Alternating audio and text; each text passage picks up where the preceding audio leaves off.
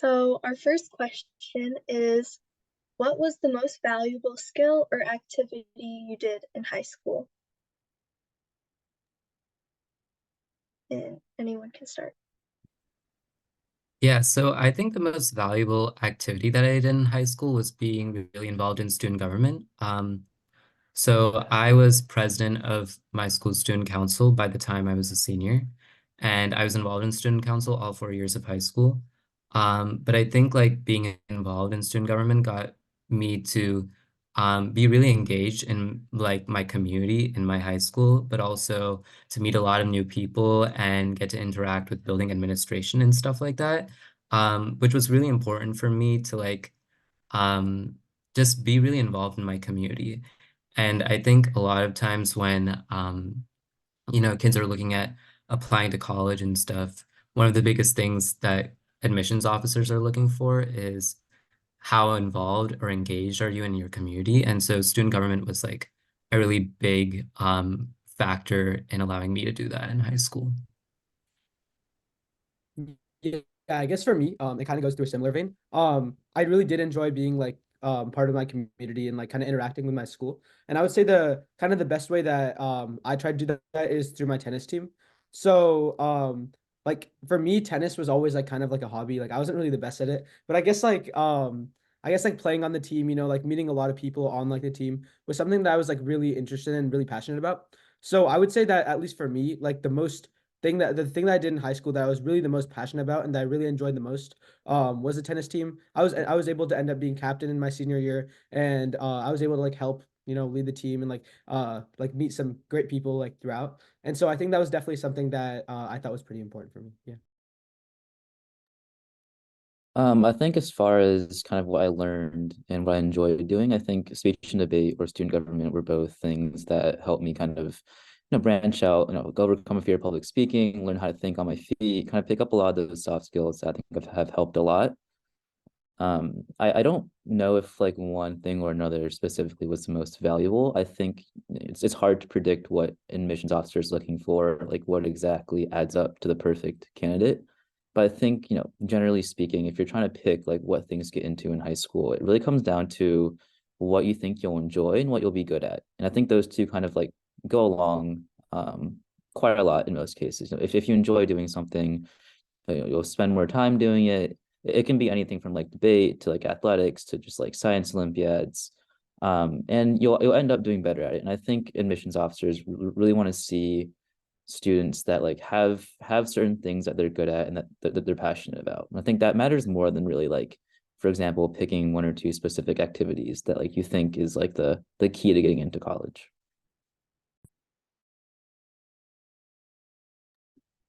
Yeah, I can confirm with Rohan's point. I was on his tennis team. Um, so moving on to our next question. Uh, the question is, how did you guys choose your major, and how is college going to help you guys with that? Yeah, I think that's a really good question. And as like a first year who doesn't still like entirely like fixated on like my major, I can tell you that it's just a lot of like engaging in exploration. Throughout high school, one of the things that I kind of regret is not exploring things as much as I should have.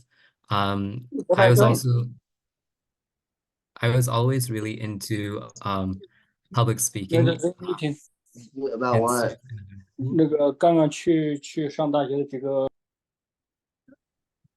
Yeah, so I Sorry. was always Uh, really into public speaking in high school. And so I kind of naturally went towards the more like political science, government, pre-law type track. And that's kind of currently what I'm pursuing now. Um, but I would say like just as advice to especially freshmen or sophomores, um, kind of first freshly entering high school and figuring themselves out, don't be afraid of like trying things that are outside of your comfort zone or things that, you know, in your wildest dreams you wouldn't have possibly thought of like enjoying. Because I think there's a lot of value to just like exploring those things. And so that's like my biggest piece of advice, whether that be joining different clubs, taking different classes, whatever that may be.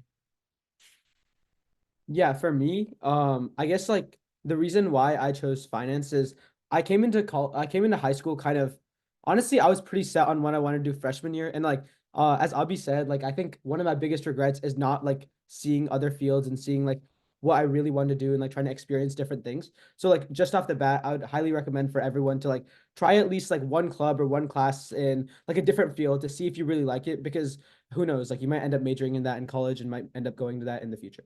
So at least for me, I always wanted to go into politics in my first year. So I kind of like tried to brand my extracurriculars around that to kind of increase my chances of getting into a good school. And it was about like 2 months before I finished my application process when I realized that I didn't really think that politics was really for me. So like when I was applying to school, I applied pretty much everywhere political science. And then before the decisions came back, I kind of decided that like I really didn't want to go into that field. So when I got to Penn, I was like researching like different majors, and I thought that finance kind of gave me an opportunity to explore like different fields, because finance is kind of versatile. You can explore it in like the healthcare side, the bio side, the tech side, even the public policy side if you choose to. So right now, even now, I'm not 100% sure on what I want to do after I graduate, but I would highly recommend for everyone to kind of do some sort of like career exploration or like try to take classes or clubs in like different fields, because at the end of the day, like I'm a strong believer in the fact that like the years of high school and like the first couple of years of college are like meant for you to kind of find what you want to do and like see what you really like in life. So I would definitely say that for me, finance kind of I chose finance because of the versatility, but I would highly recommend for everyone to try different things. Yeah, similar to Rohan, I chose computer science because it's like relatively flexible and versatile major in the sense that you can really get a computer science degree and go into anything you want. Especially with the world moving towards like, technology, AI, etc. Coming out of high school, I did a lot of like speech and debate, model UN, student government, like math competitions. Like I enjoyed a lot of different things. I wasn't really sure what I wanted to do yet in college. I figured that computer science would keep the most doors open. Um, Kind of going along a similar theme as the other two panelists, I think it's a pretty unrealistic to assume a high schooler, coming out of high school is going to like know what they want to do. And I think it's not hard to switch majors in college. It's not hard to discover something new that you're interested in. And I think college is really intended to like help support you, like if that switch is to occur. Um, so no, I think I pick computer science for the flexibility, but I think generally speaking, it's not a super big like end of the world type decision for like what major you choose like to apply to college as. All right. Our third question is, how do you handle the stress of college? Specifically, how do you maintain a healthy sleep schedule and daily routine? Yeah, so this is a really good question. And considering I've only just like finished my first quarter at Stanford, it's something that I'm definitely still figuring out. Um, but I'll say that so far it's just been trying my best to find a balance between study time, spending time with friends, and also maintaining extracurriculars. Um, you can't be fully academics or like fully social or like fully in your ECs and not feel burnt out. You kind of need that balance between it all. So that's kind of like how I've been able to keep my sanity at Stanford. Is just kind of surrounding myself with friends who can help me with my classes, but also, establishing strict limits for myself in how much time I spend with friends, how much time I study, and how much time I spend on clubs and extracurriculars. Um, I'll also say that something that's been really helpful for me is just kind of incentivizing myself to study or to, spend time on things that are like other than like social time. So for instance, like I'll tell myself that, okay, if I wake up at 7:20, then I can go get a pumpkin spice latte and go study at the library. It's just small things like that that have been helpful in kind of just pushing me to study and pushing me to get what I need to do done. Yeah, honestly, for me, maintaining a sleep schedule has honestly been like the hardest thing in college. Like I think the first week, like I averaged like 3, 4 hours of sleep, and then I was so tired that week, and I was like, yeah, this is not happening again. So I think that's something that, it's a work in progress. Like the sleep's been going up like every week, so I'm really happy about that. But honestly, it is a very hard thing, like a daily routine. Like I know that like for a lot of people, like you're used to like going to school, coming home, doing your extracurriculars, like doing other stuff and then sleeping. And so like that's like a kind of a different dynamic in college because like every single moment you have an opportunity to hang out with your friends. You have an opportunity to like explore opportunities. You have activity, you have an opportunity to like, look at your classes, study for that stuff. So honestly, like finding what's truly important to you and like kind of time budgeting, as Abhi said, is like something that's like super important, and that's something that it's only learned through experience. Because honestly, at the start of the year, like a lot of people like struggle with that problem, and like slowly as the year goes on, like people kind of understand like what works with them. And honestly, like it's different people work with different things. Like I know me and my roommate like to sleep decently early for college standards was like 12:30, but and then like a lot of other people like staying up until 4 doing their work and then waking up at like 11. So it kind of works differently for different people, and it's honestly a work in progress, and it's very tailored towards each person's individual strengths and weaknesses. But I would say honestly, like experiencing it is the best way to do it. And yeah, I'd say like not to not put too much pressure on yourself. Yeah, I think this applies to like really any stage of your life. I think prioritization is kind of what helps you figure out like this routine and how to like really use most of your time every day. Especially first coming to college, when you first get into high school, when you first get into middle school, or when you first get a job, things like that. Like there's a lot of things you want to do. Like your friends are going out, there's different clubs, there's all these events going on campus, and you want to do everything. And I think the hardest part of those first few weeks, like that first semester even, is figuring out kind of, okay, like I only have this limited amount of time. Like what can I realistically actually do? And then being smart about kind of what you spend your time on is kind of the key, I think, to developing that routine.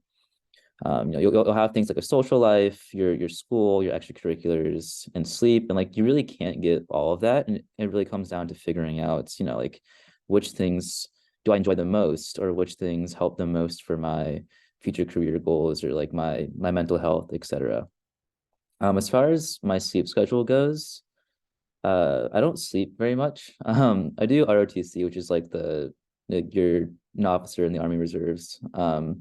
So we're up at 5 most mornings, and like so it's very hard to sleep when you have that going on. But I think it's also nice, like finding some sort of activity that forces you to have a routine. Like if I know that I have to be up at 5, for example, then like every day starts off with like a similar structure, and like I know when I have to go to bed, and like I know what to expect from every morning. It's kind of like either going to the, like for example, like going to the gym every morning, like finding something that helps you get into a routine that helps kind of like add structure to your life helps a lot, especially when you're in like midterms or finals and you're kind of a mess. Like having something to fall back on is really helpful. All right, so our fourth question is like, how has your perspective on your Asian identity changed as you've gone to college? Yeah, that's a hard question. I think my perspective on my Asian identity has changed a lot throughout high school, and then once I got to college, just because I think I've embraced my identity a lot more, especially at Stanford, which by the way, like 29% of Stanford has like an Asian American population, more than like the white population here, which is absolutely insane to think about. I think just being able to be surrounded by the kind of wide variety of Asian Americans on campus has really allowed me to become more accepting of my identity, and kind of find find cultural spaces on campus where I've been able to, embrace my identity to the fullest. At Stanford, for instance, I'm a part of the South Asian Society, and we'll do a lot of like random Indian food stuff. And similarly, the Asian Americans Student Association here, or ASA, also runs a lot of like cultural embracing events and events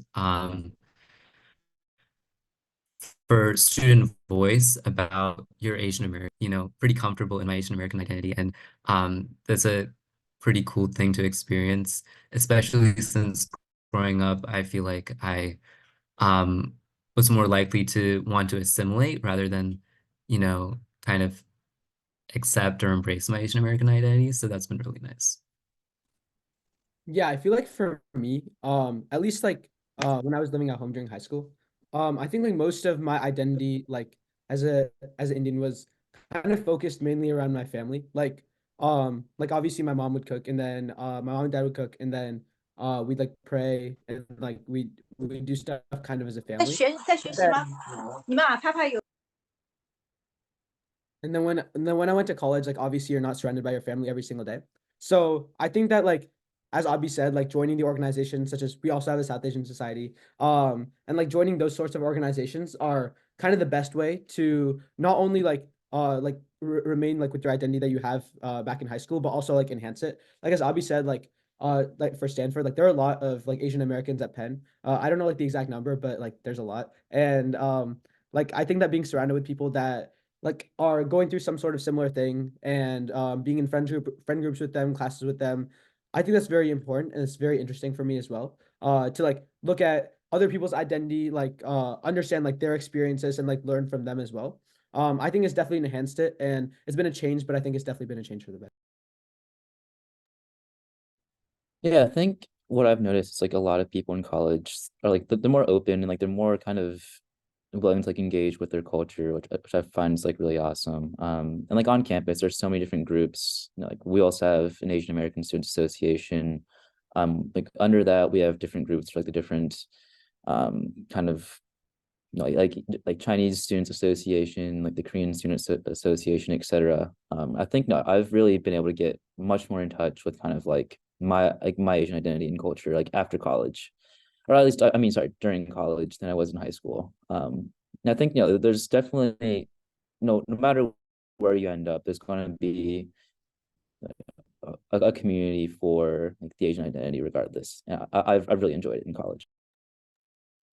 Thank you so much for answering the prepared questions. Now we will be moving on to the audience Q&A section. Our first question found in the chat is, will it be hard to switch majors in college? And again, anyone can jump in and answer this. Yeah, I think don't Rohan mentioned this earlier. Oh, sorry, Brian, what about to say? Oh no, I'm just saying like I don't think it's very hard. I think It's most not schools very make it.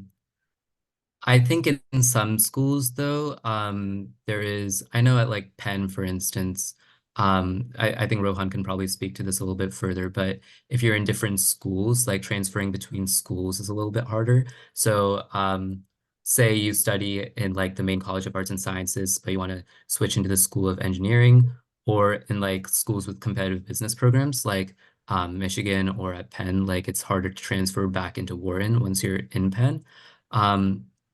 So those types of things have like application processes, but in general, switching majors isn't too hard, and it's pretty encouraged, especially like in your early years of college, to kind of just like be in that exploration stage, and um, most people do. So there's no shame in doing it either.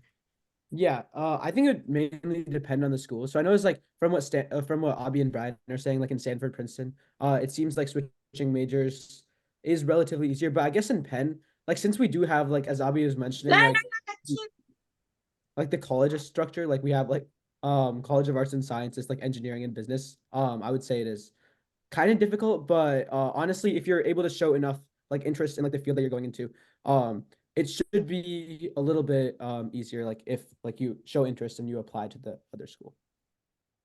I think in the most general sense, like some schools that are, for example, more known for certain programs, like for example, UPenn is really known for like Wharton, or Carnegie Mellon is really known for its like College of Computer Science. Schools like that, switching into like those, I guess, like more well-known majors is probably harder than say like switching around like the outsides of those. But generally speaking, I think like you've done the hard part of getting your foot in the door, and like the rest is kind of like if you have like a legitimate case for it, I think it's like it's usually not too big of an issue. Thank you. Our next question is, what are the most important factors you take into when choosing colleges to apply to?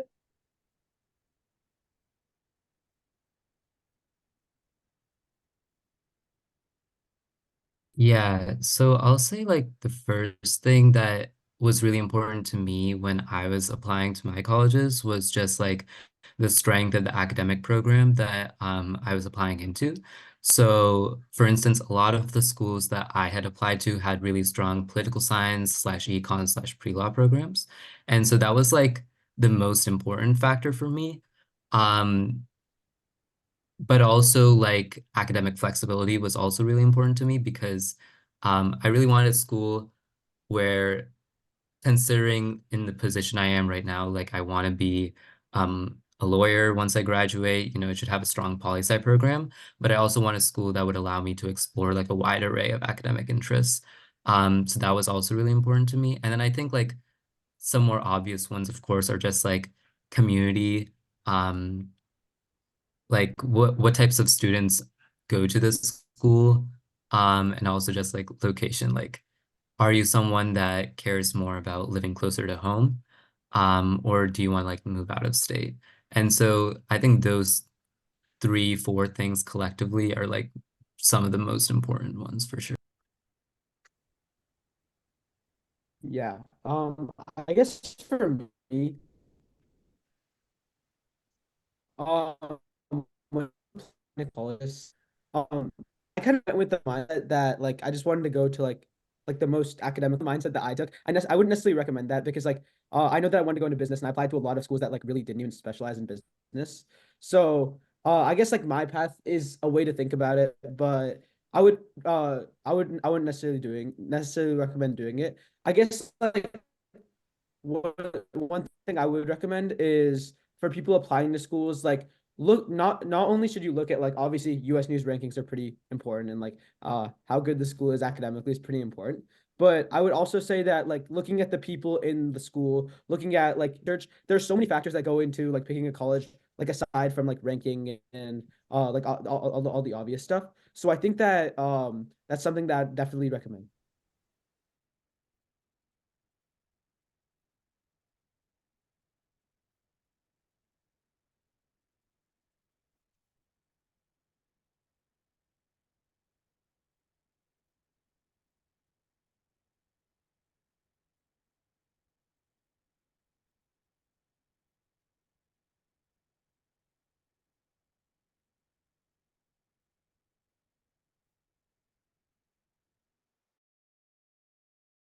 Where like alumni go, like alumni tend to go for like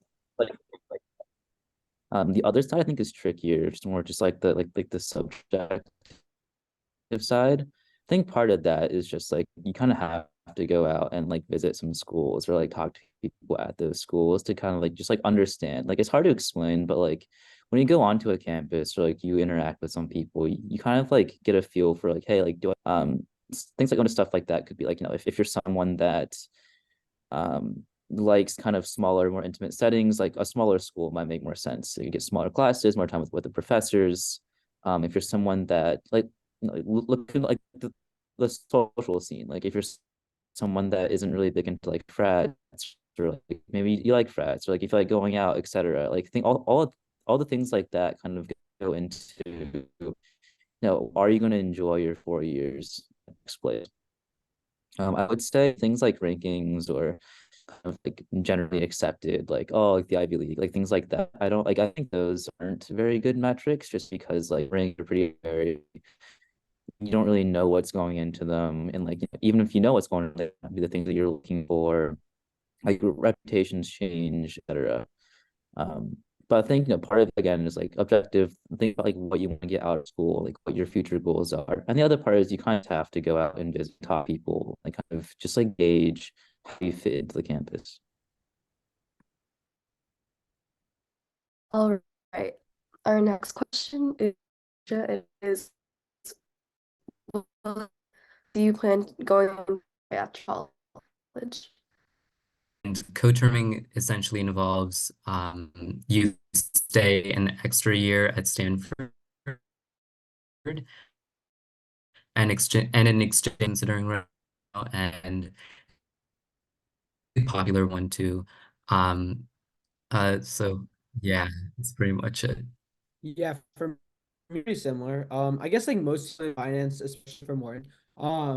I'll work for like 2 to 3 years after. Like either in like consulting, investment banking, like private equity or any other field.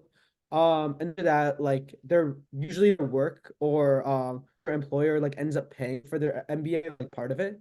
And so I guess like that was from like talking to upperclassmen and people in the industry, I think that's like one of the most popular paths, and that's something that I will definitely do.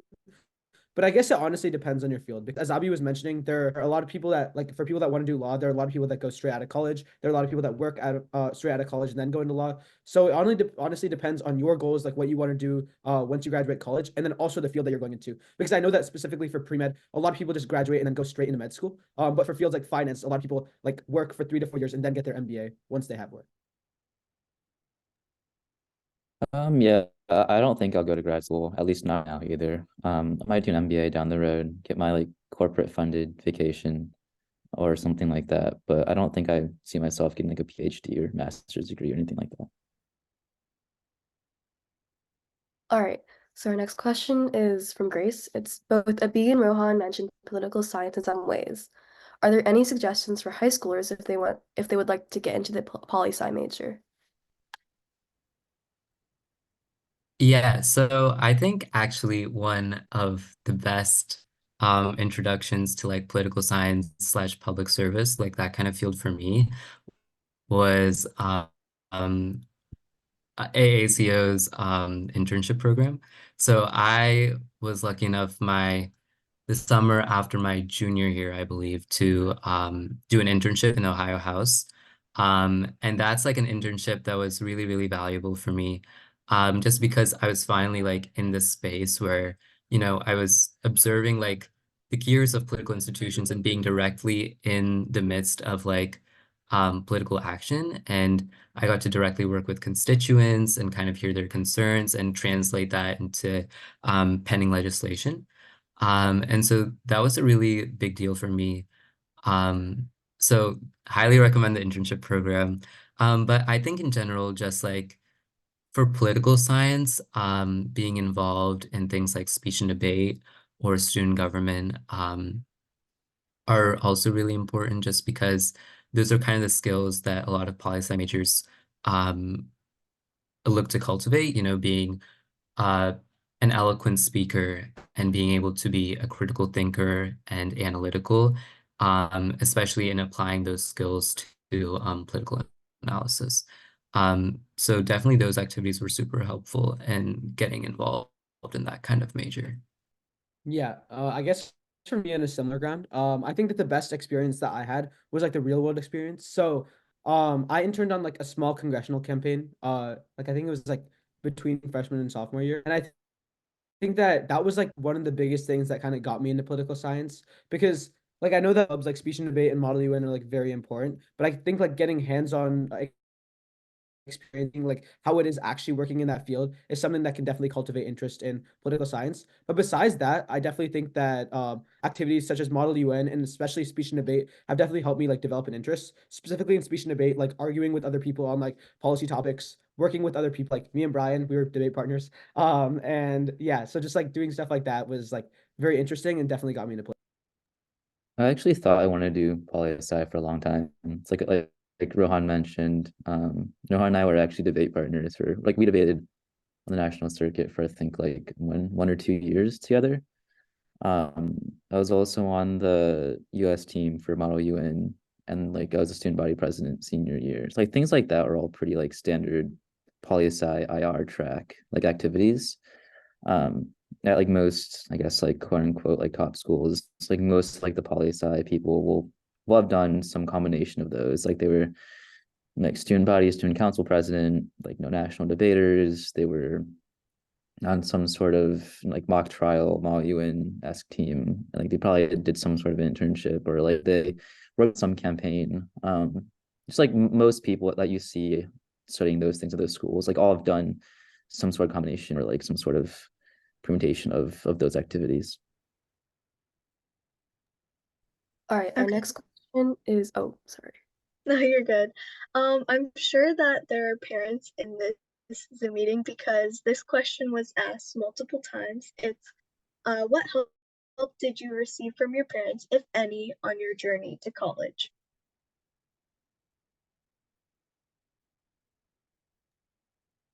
Yeah, so this is a really good question. Um, and it was something that, my parents and I had argued about a lot, like throughout high school, like how much of a say should my parents have, in like which college should I go to, what my major should be. And I think like the most important help that I received from my parents was just like being realistic. A lot of times like even in just like the hassle of like applying to colleges, like initially I wanted to apply to like 20 plus colleges and my parents were like, no, that's too much, like prioritize, like, you know, college apps is like not a game of just like trying to get into the best school, it's trying to find like the best school for yourself. And my parents were really important and kind of, you know, supporting me on my journey, like of pursuing poli sci and like pursuing the pre-law track. Um, and I guess like the most important help that they gave me was like being supportive, but also realistic and kind of always questioning me to like, analyze my intentions, and just be critical about what I really want to do in my college experience. Yeah, I think for me as well, my parents definitely helped mainly with like managing expectations. Um, so obviously both of them have gone through a similar process like in India, like applying to college and like taking tests like that are pretty big, similar to the SAT and ACT. So I guess like in those veins, like they were definitely very, very helpful. Specifically like figuring out like which one to take, like SAT or ACT. They were like able to like ask their friends and like ask around to see which one was definitely beneficial. And so I think like in that vein, like my parents were very, very beneficial. And they can, and I think like I guess like for the parents on this call, I think like the biggest thing that you could do is kind of like find out and like talk to your child about what they really want to do with their lives, like which career field they want to go into, like which colleges they want to apply to, and then try to support them in the best way possible. So I guess like for me, an example, um, like my parents knew that I was interested in public policy since like ninth grade. And like just to do that, like they had a couple of friends like that were also in public policy. So just like arranging me to like talk with some of those friends, like find out what it was really like working in public policy. Really, invaluable. I got been in war and if my parents didn't help me. So I think that's something that's really important. I think my mom was relatively hands off the whole process, which I for the most part pretty like appreciated. No, I think that for most people is like the approach that makes a lot of sense. Like I think as a kid, it's like it's your life. Like you like know yourself best, and kind of like what your interests are, like what you'll be successful at in some ways. Um, I think by supporting, I think one thing that she did do was kind of like provide a like external perspective almost. Like I think in the college app process, it's very easy to kind of get very tunnel vision into like a few certain ideas, like oh, like I'm super convinced I'm gonna do this or go here or whatnot. And it's nice to have someone kind of like sanity checking you along the way. But at least in my case, she was pretty hands off. I looked around, only really liked like three schools, so I only applied to three schools. Knew I wanted to like serve in the military, wanted to study computer science. I think for the most part, it was pretty hands off.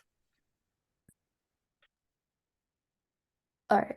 Our next question is, what do you suggest high school freshmen do over summer break? And what did you do in each summer? So I think the summer after freshman year, I think that was the pandemic time for me. So it was like, so it was, yeah, we had gone off and we were fully online starting in March. So my summer after freshman year was like not doing much at all. But something that I had wished I'd done was I wish I had started taking College Credit Plus classes at Columbus State. Just because one of the things that I regretted in high school was not having enough space in my schedule to kind of fully like take classes that I was interested in. And so CCP was like a good opportunity to take like classes like psych or like intro to soc that you could do like over the summer. So that's something I wish I had wish I had started like the summer after my freshman year. But in general, I think, take it easy. Like it's just freshman year. But I know that, you know, because of how stressful and chaotic the college ed process is now, that we're pretty like set on like starting on planning our extracurriculars and preparing for the SAT and ACT starting in like 8th grade. Um, but I think just like taking some time for like reflection and, putting yourself and involving yourself in various ways in your community and just doing things that you're passionate about, whether that be some sort of summer camp, like a part-time job, or just like volunteering at the library or something like that. Something that you enjoy is always going to be meaningful and helping you figure out your interests and also like pursuing something to the depth that colleges would like to see later on.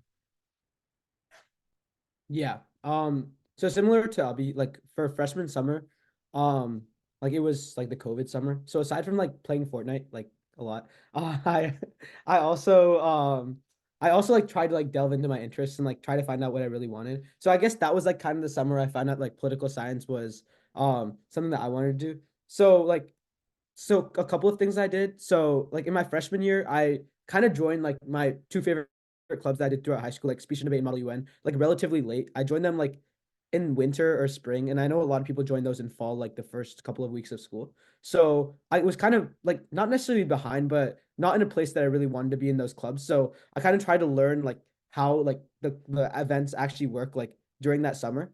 But I would say that if you like do attend meetings like throughout the year, and like if you guys do have speech and debate and Model UN clubs and like any other like activity that like you're really passionate about, if you do attend throughout the year, like it should be fine.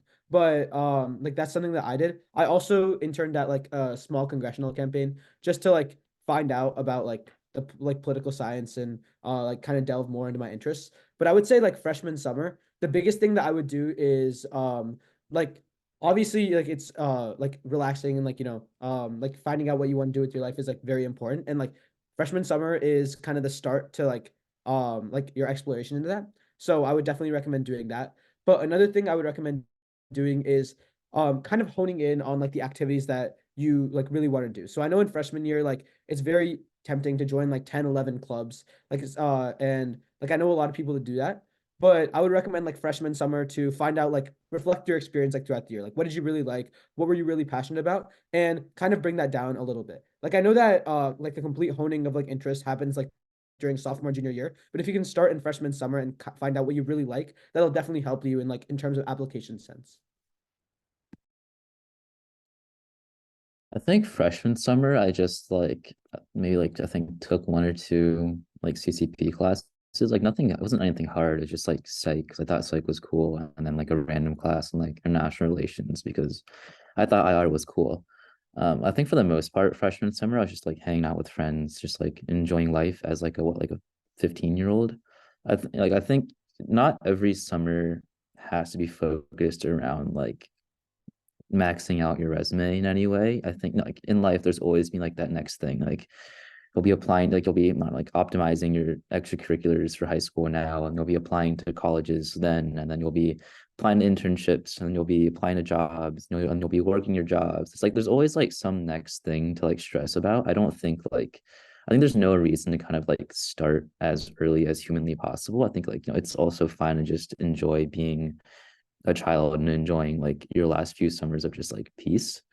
With that being said, I think it's like you do want to like like make the summer productive or like use it for something. So like for example, like Rohan, maybe like if there's like an extracurricular you want to get into, like really dedicate some time to like, getting into that, honing that, or like learning more about it. Or, if you want to like try something new or like get into a new field or like learn programming or like something like that. Like I think definitely pick something productive or like some sort of long-term goal. So you don't just like waste the summer, like waste the summer. But generally speaking, I think, like I just focused on like just having fun. Like it's summer break. I took a break from school. All right, so our next question is how important is it to visit a college physically before applying to it?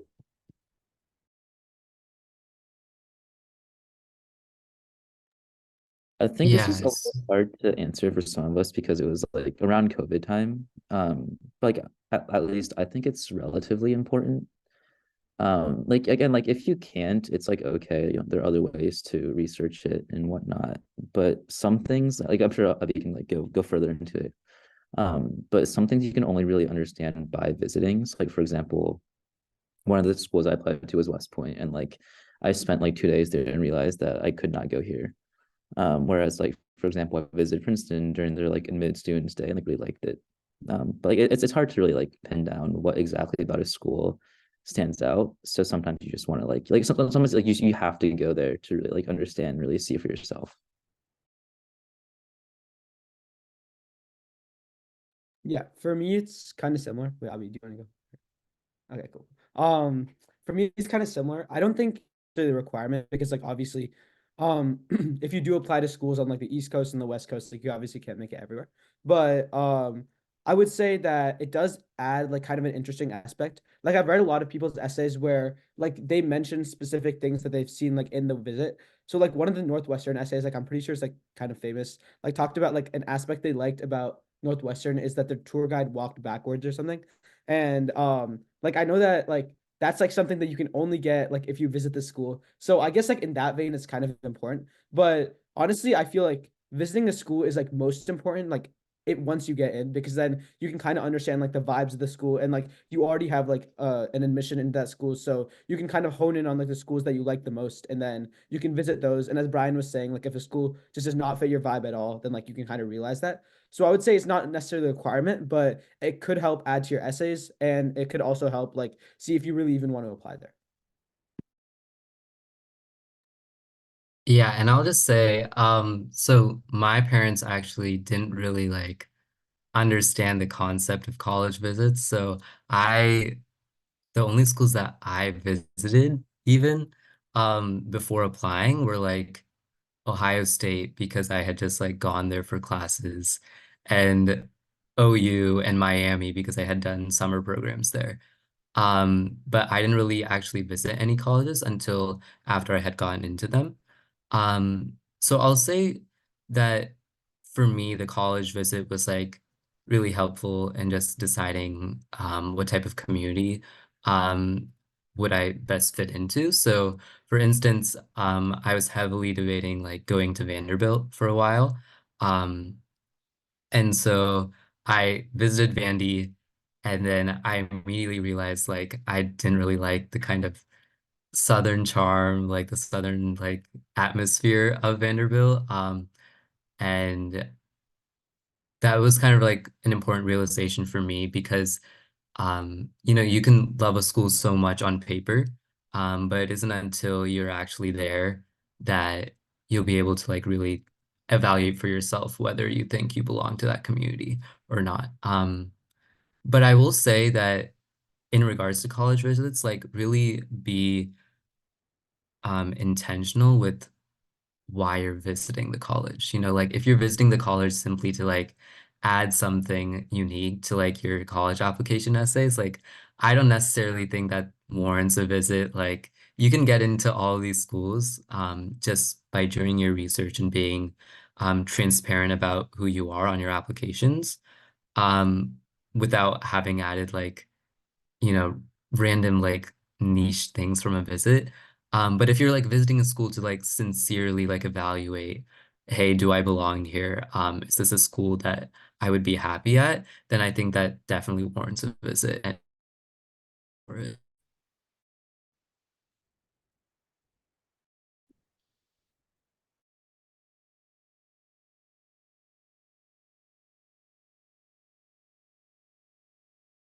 Like, how did you decide on a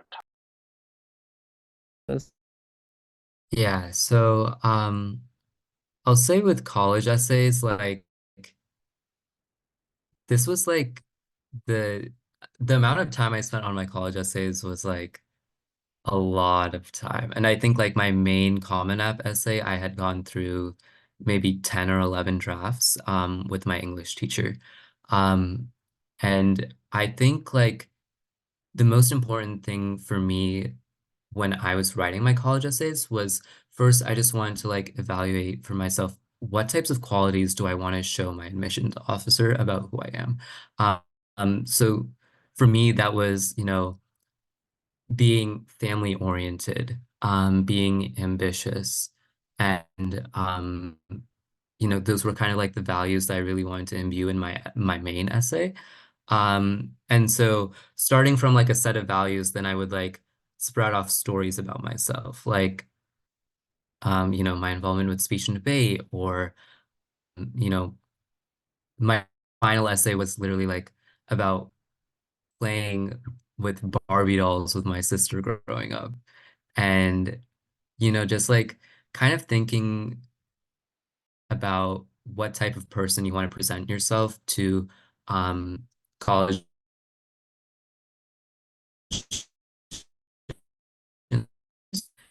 is the most important thing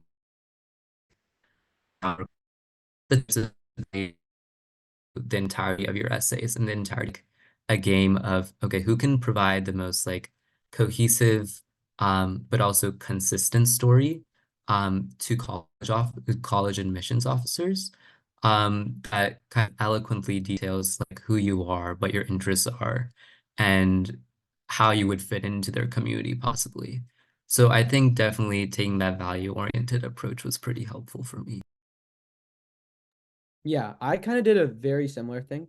I kind of looked at like the values that were like most important in my life. So like what I would do is like I would go up to like my parents and my sister and stuff and ask them like, if you had to describe me in like three values or like three words, what would those be? And then I kind of like looked at all of them, and then like as Abhi said, like a lot of people like write a lot of drafts, and I kind of did that thing too. And And so like I like wrote a lot, and then I kind of realized that like there were a couple of drafts that I really didn't like. There were a couple of drafts that I really did like, and there were a couple that were kind of in between. And honestly, like at least for me, I felt like I was looking for like that idea, like the one idea that would like be perfect and then would like fit with everything and like be the missing piece to my puzzle, like my college application. And a lot of people do find that, but at least for me, I was kind of looking at it from like kind of like a very like narrow lens and to find one idea where there were like several things that could have worked, like kind of like how I explain them and how I fit my values into them. So like I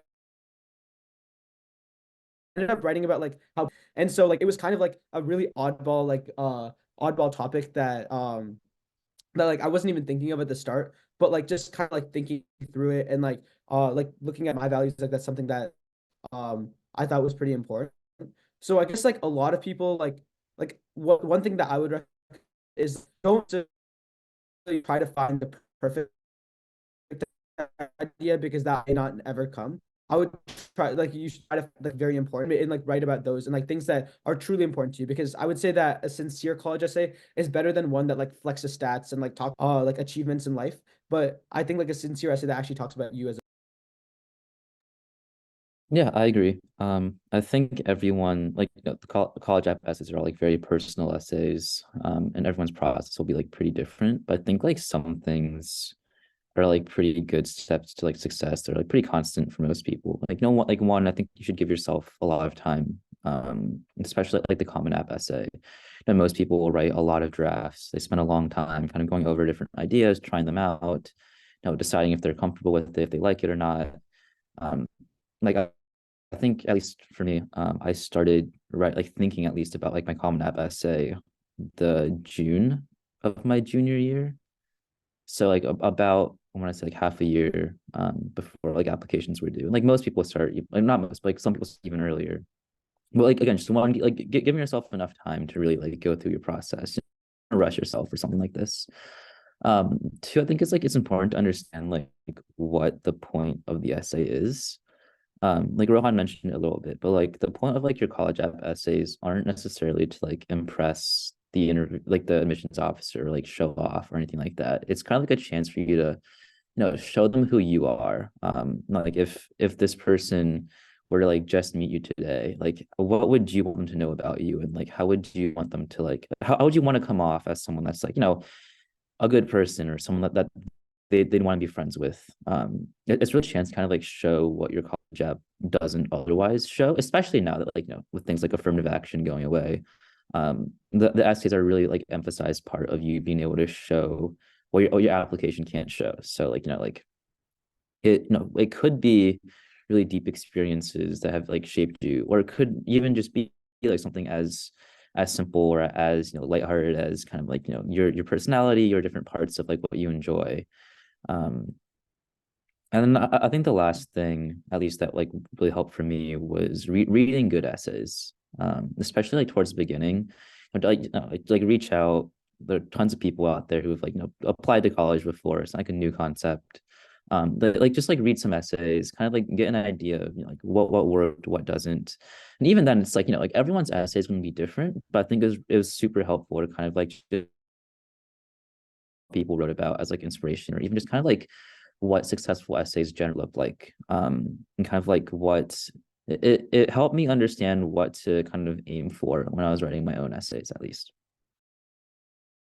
Yeah, and just one more thing. I'll just say that sometimes college essays are seen as like a game of like who can write the most like niche, quirky, like original essay. Like, when I was like writing my essay and kind of looking for examples, um, I encountered essays about like traffic lights as metaphors, or like, lawn mowing. Like there are so many like random metaphorical like essays that people write. And like in a similar vein to like, your isn't supposed to just like merely impress admissions officers. It's an opportunity for you to show who you are. And if you can do that, like what seems like a key date, then great. It by no means to the point of Brian's point about, finding like good mentor essays and kind of figuring out what a successful essay does.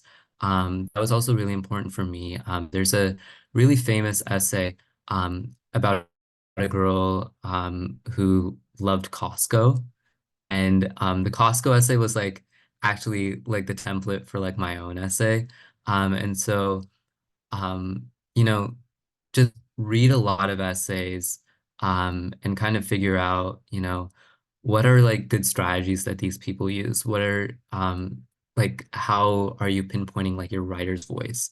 How are they using language to communicate, who they are and stuff like that is also really important. Our next question is, how do you maintain relationships with teachers for recommendation letters? Yeah, so this is a really good question. So I think the biggest like piece of advice that like I give people is one, hopefully you're not like merely interacting with teachers to get like a good rec letter out of it. Like sincerely, like the best part of high school for me was like genuinely being friends with a lot of my teachers. Like so much so that after graduation, like these were people who like I would go out for coffee with or like get a meal with, like just being like a participant in class and kind of asking questions, engaging with your teacher, um, was like really important for me. Um, and so like when I was started applying to colleges, like I knew that I was gonna be on like a poli sci track. So one of the things that I naturally went to my AP Gov teacher for a rec letter. And so like throughout his class, because I was so interested in government and stuff like that, like I would talk to him a lot about current events. And I did even like a small like voter registration project with him just like for fun outside of class. And so like just show genuine curiosity in, in class and being like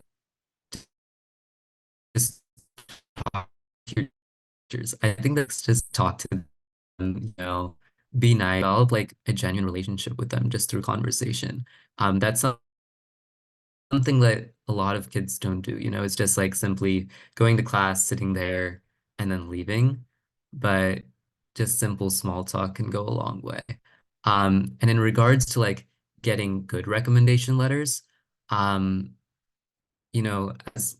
as developed of a relationship as you can like form with a teacher, like in regards to like getting a good rec letter, one of the biggest things that I did was I would give my teachers like a brag sheet that I made. And so this brag sheet would like include my resume, but also like I would add like small anecdotes of my time in their class, so that they could like pull stories to use in their rec letters, because I really wanted my teachers to remember like the kind of student I was and kind of reflect that in the letter.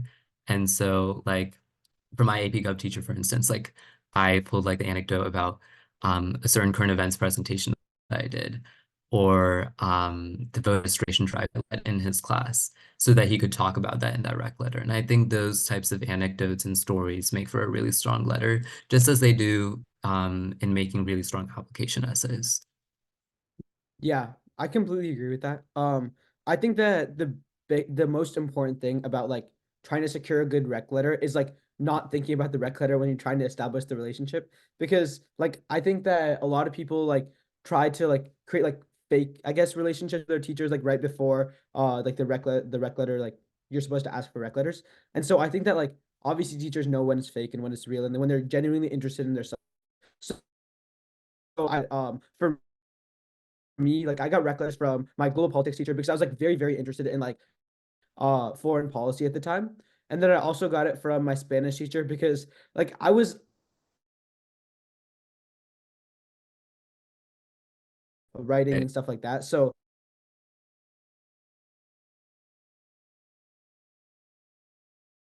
I would say honestly, like for like specifically for the rec letter, I know that a lot of people do like peer collab, or like I don't know what it's called, like at least for Jerome it's called like peer collabing, where you're like you like help being like assistant to the teacher in the class.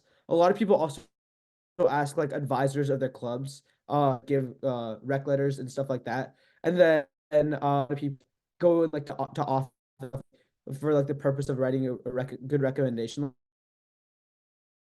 letter. Sincerely, I would say like the number one thing to do is like go to teachers that you're genuinely ask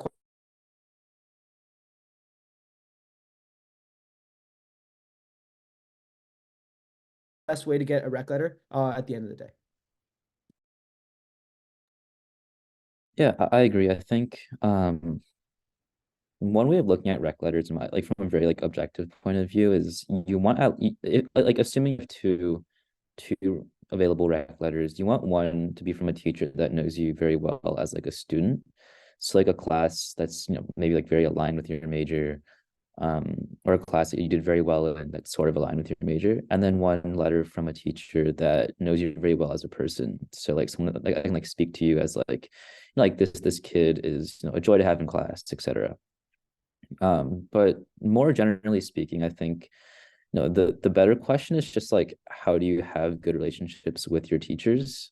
I think like the rec letters kind of come as a byproduct of that, where it's also like a really just good skill to like develop your whether it be with your professors in college or later your coworkers in life. I think just knowing how to be someone that's like nice to get along with, someone like that's like nice to have in a classroom, are all like just skills that you should start developing early in high school. If you just go in with like a positive mindset and you're saying like, hey, like I want to be just like a really good student, like a good person, then those rec letters and those relationships will come relatively naturally. I don't think, again, like kind of like Rohan and Abhi both mentioned this a little bit, like you don't want to kind of go into anything with like this like preconceived idea of like, oh, like I want to get a rec letter from this teacher eventually. And just go in, enjoy the class, be like focus on being a good student, being just like a good person, and I think the rest will kind of come pretty naturally.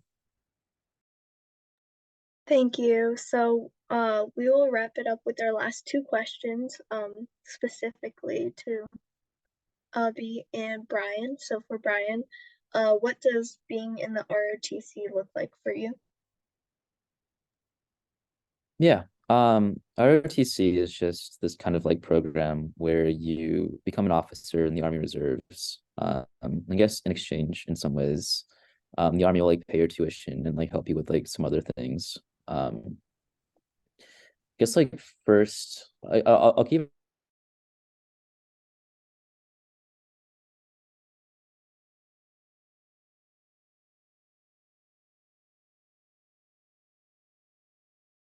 like society in the world, especially compared to like the Army and whatnot. You know, it's very, very academics heavy. It's very kind of like very like career and like and et cetera, et cetera.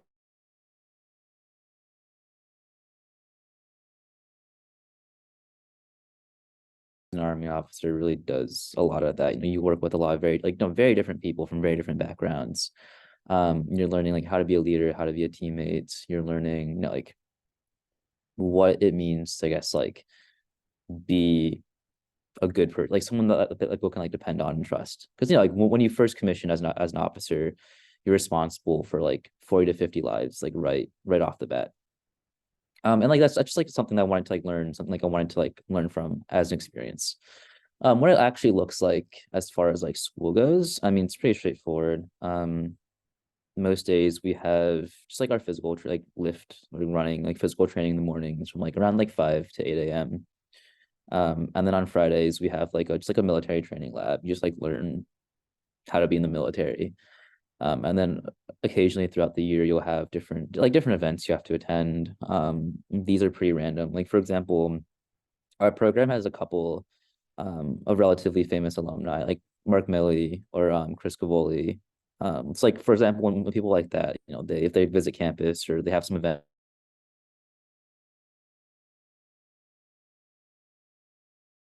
I think, you know, I've really loved it. Obviously not having student loans and like, you know, telling my mom she doesn't have to pay tuition is like pretty nice. But I think also just being able to like you learn so much, and I think I've grown a lot just like as a person and just as far as character goes from being in the program. I'm like learning from, you know, our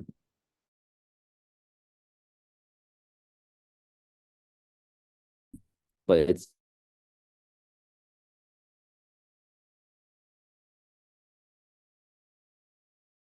athletic teams. Um,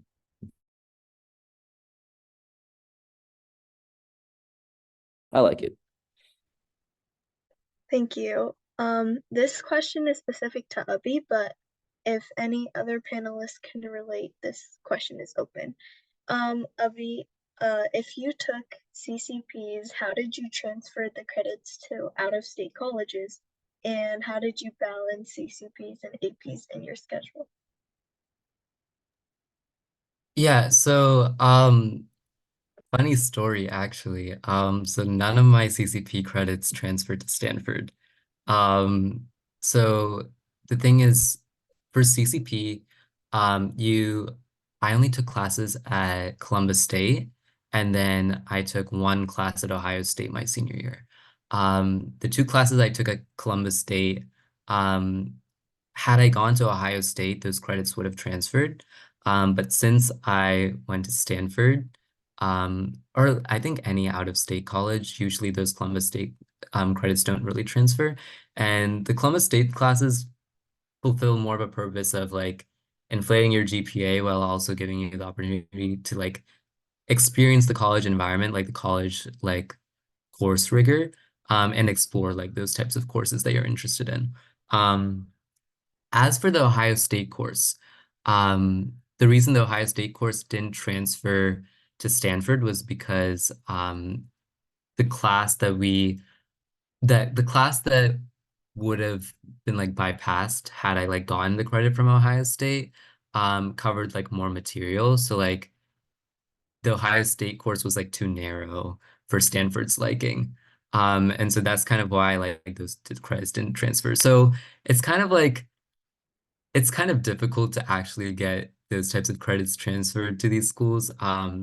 I'm sure some do, but just be aware of that. Even AP credits, once you break like the T20, like it's a little difficult for those types of credits to transfer. I know at Stanford, I had taken 14 APs in high school, and I got credit for 3 classes. Um, and that's and usually like they give credit for an AP language. So that's actually something that I would highly recommend. Like get to an AP level in your language in high school. Um, and then I got it for calculus and chemistry. Um, but yeah, it kind of varies upon the school, but most Ivies, T20s are a little stingy with the credits. And then as to how I balance taking AP courses while taking CCP, um, I'm sure Brian and Rohan can also talk to this, but for me personally, I just took CCP during the summers. So I took CCP just the summer after my junior year, and then I took econ at Ohio State first semester of senior year. And so that was just like kind of an add-on to my 4 AP courses senior year, which was tough, especially like because I was at the peak of my extracurriculars, but also managing college apps. But in general, it's just like a substitute for an AP class, in my opinion. So you can take one or the other. Yeah. Yeah. Similar thing here for Penn, like none of the CCPs that I took transferred. I'm pretty sure like the Ohio State CCPs like do transfer to some public universities, but like honestly, that just depends on like the university. I would just go in with the expectation that if you're going to like a T20, like the credits are probably not going to transfer. Another thing is like Penn does accept a lot of AP credit. I think I got credit for like 5 or 6 APs. Like the AP language is like super important, as Abhi said. I got credit for like comp sci A, stats, both decons, and then calc BC. So like so colleges like T20s do accept some like AP credit, but they're honestly pretty stingy with that as well. And then I guess like for the balancing part, at least for me, I started taking CCP classes like after my junior year. So I didn't really do it for like many years. I just did it after my junior year, and I did it both semesters of my senior year. Um, the biggest thing that I would say is like the biggest thing that I got from CCP is like actually experiencing college classes. Like in my senior year, I went in person to Ohio State for like a lot of like my college classes. And that's something that I thought was like super important because I kind of got like the college experience before it actually came to me like this year. So I think that was something that was really interesting and pretty important for me. And then I guess like with regards to like the CCP versus the AP course rigor, I would say that like a lot of the AP classes that I took were genuinely more difficult than like some of the CCP classes. It honestly just depends on like the actual class that you're taking. I would honestly say like the most difficult class I took in high school was like AP Lang and AP Bio, like honestly like AP classes, not CCP classes. So like honestly like it honestly just like depends on the class you're taking. Yeah, generally speaking, I wasn't able to use any credit for like specific classes. But I think quite a few, or at least some schools have something like this. I did, I think like 12 APs and I got a degree from Ohio University during high school. And Princeton offered to let me skip the first year. So I would go in as a sophomore and then graduate in 3 years. I'm not exactly sure how it works. I think I would just like enter at like second or third level courses and just do those. Um, but generally speaking, like they didn't let me like one for one, for example, use like AP stats to skip engineering stats or use I don't know, like chemistry to skip Gen Chem or anything like that.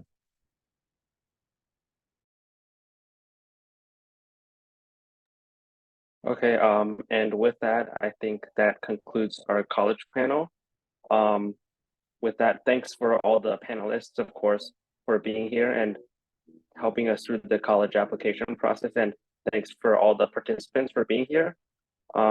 If anyone has any questions about AACO Youth or joining, you can contact any of us or the email.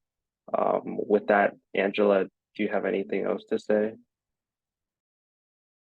No, you basically covered it all. I sent out our contact information Michelle just sent out her personal email, and I will be doing that too for further questions.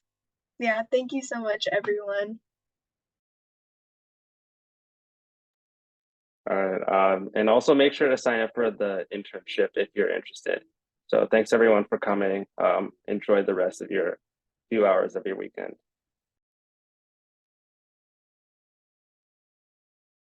Awesome. Thank you all. Have a great night. Thank you. Thank Great you. panel. Thank you all the panelists. Thank you. Thank you. Good Can job, I ask guys. one question? Can I ask one question? For the internship, is that only for Columbus? Is there any internship options in Cincinnati Yes. or in Yes. Dayton area? That is correct. So we do have internship at both at all the three cities, Cleveland, Columbus, and the Cincinnati. If you were right to, let me share the email address. I think it's internship dot. Let me look for the internship information. And you can email me. I'll take you. I'll send you to the other cities. Okay, and also can like how old the internship starts? Like what's the age of the applicants? Right. So for Columbus, we will want the student to be at least a junior. Okay. The older, the better, mainly because we want you to be able to fully experience the benefit of the internship. For the other cities, you should check with the lead of each city. Let me send you the Columbus email address. So I am going to put that in the chat. Yeah, I just cannot get into the chat. Okay, it popped up again. So yeah, internship.col@aacohio.org. The AACO yes, I find it. So okay, I will send the email to the internship. Which city are you from? We're actually at Dayton. Dayton, you can join the Cincinnati one. Okay. Gotcha. Okay, I'll save this email. Thank you. Right. Yeah, cool, awesome. Thank you guys, really good, very good. Good job, guys. You guys did an awesome job. Thank you. Great work. Yeah. Congratulations. Yeah. Bye. Bye. Have a good night. So, one quick question. Okay, let me stop recording.